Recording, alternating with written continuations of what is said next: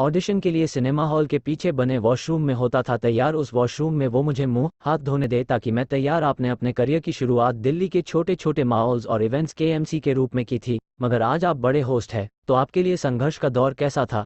हर artist की तरह मुझे भी संघर्ष और मेहनत करनी पड़ी है। मेरे लिए वो लर्निंग पीरियड रहा। मेरी माँ ने मुझे सिखाया था कि सूरज की चमक कभी धूमिल नहीं पड़ती। हाँ, कई बार बादल आकर उसे घेर लेते हैं, तो मैंने कभी हार नहीं मानी। मेरी पत्नी संयुक्ता ने इस सफ़र में मेरा बहुत साथ दिया। मैं जब मुंबई आया तो चेंबूर में शिफ्ट हुआ था और स्ट्रगल करने के लिए मुझे अंधेरी आना पड़ता था। अंधेरी आने के लिए मेरे पास पैसे नहीं होते थे, तो मैं चेंबूर से एयरपोर्ट तक पैदल आता था और वहां से मैं अंधेरी की बस लिया करता था।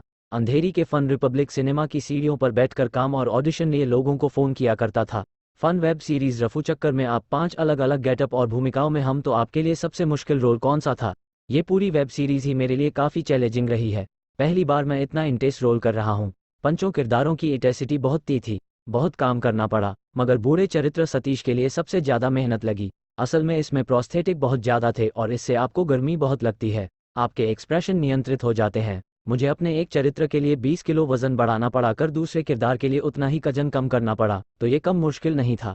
रिपब्लिक के पीछे रोड पर एक वॉशरूम है जिसे पब्लिक इस्तेमाल नहीं कर सकती, मगर मैंने गार्ड से दोस्ती गांठ ली थी, तो मैं उससे रिक्वेस्ट करता था कि होकर ऑडिशन के लिए जा पाऊँ। वो भी दिन हुआ करते।